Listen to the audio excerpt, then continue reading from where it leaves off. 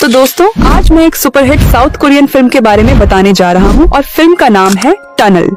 तो फिल्म शुरू होती है और हम एक आदमी को अपनी कार में पेट्रोल भरते हुए देखेंगे और इस आदमी का नाम ली जुंग सू है, जो एक कार किराए पर देने वाले शोरूम में काम करता है और वह एक कार रिपेयर सेंटर जा रहा है क्योंकि उसका हॉर्न काम नहीं कर रहा है और उसने एक केक भी लिया क्योंकि उसकी बेटी का जन्मदिन कल है। इसलिए वह सोचता है कि उसकी कार का हॉर्न ठीक करने के बाद वह घर जाएगा। लेकिन दुख की बात है कि वह नहीं जानता कि अब क्या होने वाला है और रास्ते में एक सुरंग है, इसलिए वह सुरंग में चला जाता है। तभी अचानक सुरंग की लाइट बंद हो जाती है और वह थोड़ा डर जाता है, लेकिन कुछ सेकंड के बाद फिर से लाइट चालू हो जाती है। लेकिन उसे सुरंग से कुछ शोर सुनाई देता है, इसलिए वह तेजी से जाने और सुरंग से बाहर निकलने का फैसला करता है। लेकिन दुर्भाग्य से सुरंग गिरने और ढहने लगती है और अब वह और उसकी कार सुरंग में फंस गए हैं और उनकी कार में बहुत सारी धूल और पत्थर भर गए हैं और उसने तुरंत पुलिस को कॉल करने के लिए अपना फोन लिया, लेकिन उसे सिग्नल नहीं मिल रहे थे। इसलिए उसने जांच की कि सिग्नल कहां से आ रहे हैं और उसने देखा कि पीछे की तरफ से उसे सिग्नल मिल रहे हैं। इसलिए उसने सीट को पीछे की तरफ करने की कोशिश की,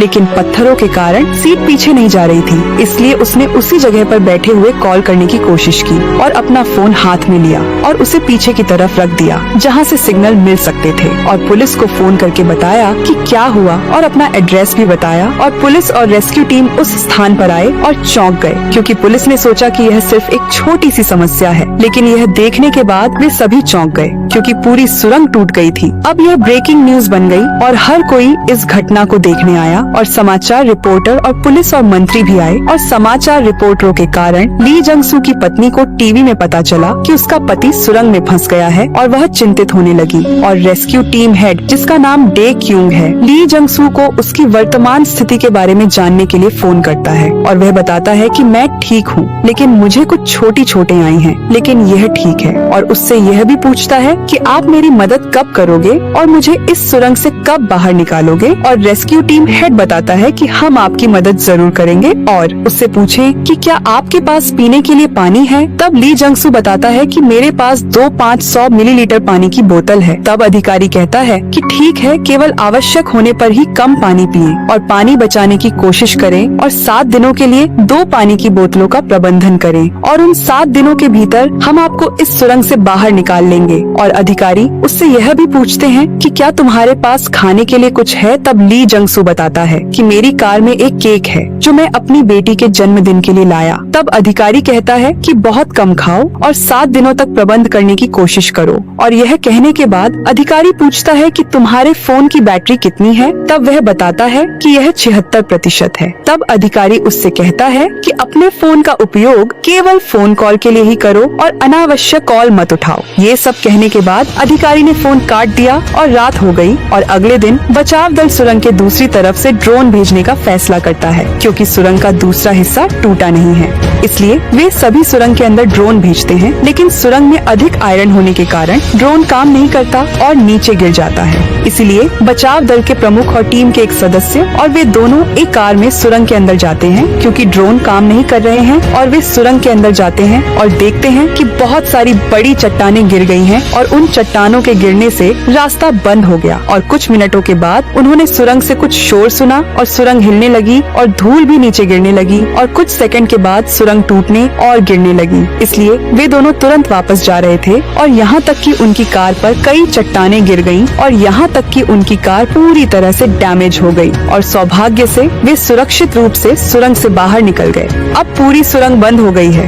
अब अधिकारी तुरंत दौड़कर ली जंग सू को फोन करता है और पूछता है कि अब उसकी स्थिति कैसी है। और ली जंग सू बताता है कि कार में बहुत सारे पत्थर आ गए हैं, लेकिन वह ठीक है। और ली जंग सू अधिकारी को यह भी बताता है कि वहाँ एक पंखा है और पंखे पर नंबर 3 भी लिखा है। और फिर तुरंत अधिकारी सुरंग के ब्लूप्रिंट की जांच करता है और अब अधिकारी और रेस्क्यू टीम को वह स्थान मिल गया है जहां वह फंस गया है। अब उन सब ने खुदाई करने वाली मशीन की मदद से पहाड़ के ऊपर की ओर एक गड्ढा खोदने और उसे सुरंग से बाहर निकालने का फैसला किया। इसलिए उन्होंने तुरंत काम शुरू कर दिया। अब ली जंग सू बस बैठ गया और केक खाते हुए आराम करने लगा, लेकिन उसने एक आवाज सुनी और वह डर गया और यह देखने के लिए देखने लगा कि वह आवाज क्या है। और वह देखता है कि यह एक छोटा कुत्ता है और वह हैरान हो जाता है कि एक कुत्ता यहाँ कैसे आ गया। और तुरंत उसे एक लड़की की आवाज सुनाई देती है और वह हैरान हो जाता है कि इस सुरंग में एक और व्यक्ति है जो उसके साथ फंसा हुआ है, इसलिए वह तुरंत उसके पास जाता है। वह उसके पास जाने के लिए बहुत मेहनत करता है और सौभाग्य से वह उस लड़की के पास पहुंच गया। लेकिन लड़की की स्थिति बहुत खराब है क्योंकि उसके ऊपर एक बड़ा पत्थर गिरा हुआ है और वह हिल भी नहीं पा रही है। और वह तुरंत उसकी कार के अंदर चला जाता है और उस बड़े पत्थर को धक्का देकर उसके ऊपर से हटाने की कोशिश करता है। लेकिन दुर्भाग्य से वह पत्थर बहुत भारी है और वह उसे हटा नहीं पाता है। और ली जंगसू अधिकारी को बताता है कि एक और व्यक्ति है जो मेरे साथ इस सुरंग में फंस गया है, जो लड़की है और वह बहुत गंभीर स्थिति में है। फिर अधिकारी बताता है कि हम आप दोनों की बहुत तेजी से मदद करेंगे और आप दोनों को सुरंग से बाहर निकाल लेंगे। लेकिन दुख की बात है कि वे नहीं जानते कि क्या होने वाला है। 5 दिन हो गए हैं वे दोनों सुरंग में फंसे हुए हैं और अभी भी रेस्क्यू टीम उन्हें बाहर नहीं निकाल पाया है और वे सभी अभी भी सुरंग के ऊपर से छेद खोद रहे हैं और सुरंग के अंदर बहुत सारे लोहे और पत्थरों के कारण उन्हें छेद खोदने में समय लग रहा है।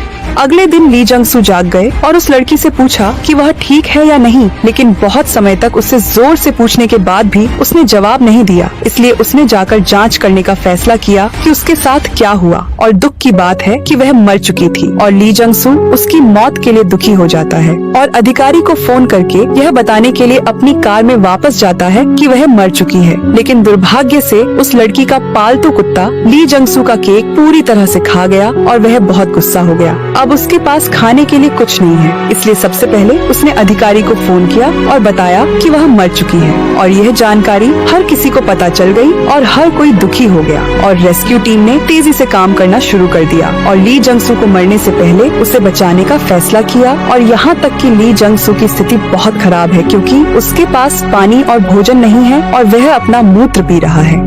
और रेस्क्यू टीम ने मशीनों और वर्कर्स की मदद से सुरंग से चट्टानों को हटाना शुरू कर दिया। और 17 दिनों के बाद वह दिन आएगा जब वे ली जंगसू को बचाने जा रहे हैं। क्योंकि ड्रिलिंग का कुछ हिस्सा ही बचा है, इसलिए उस हिस्से को ड्रिल करने के बाद वे सुरंग में पहुंचेंगे और ली जंगसू की मदद करेंगे। यहाँ तक कि ली जंगसू भी बहुत उत्साहित हैं और खुश भी हैं क्योंकि वह 20 दिनों के बाद इस सुरंग से बाहर जा रहे हैं, इसलिए वह तैयार हैं। और उनकी पत्नी और सभी लोग भी बहुत उत्साहित और खुश हैं। साथ ही न्यूज रिपोर्टर इस घटना को रिकॉर्ड करने आए हैं, इसलिए यह सभी के लिए बहुत खुशी का क्षण है। लेकिन दुर्भाग्य से यह खुशी लंबे समय तक नहीं रहने वाली है क्योंकि रेस्क्यू टीम ने जो खुदाई की है वह गलत है। उन्होंने गलत जगह खुदाई की है। यह जानने के बाद अधिकारी और रेस्क्यू टीम बहुत क्रोधित हो गए क्योंकि उन्होंने इसके लिए 17 दिनों तक 24 घंटे काम किया है और इसके लिए उन्होंने करोड़ों रुपए भी खर्च किए हैं। और अधिकारी ने ली जंगसू को फोन किया और कहा कि कृपया हमें माफ करें, हमने गलत जगह खुदाई की है। और यह जानने के बाद ली जंगसू पागल हो गया और वह सोचता है कि वह यहाँ मरने वाला है।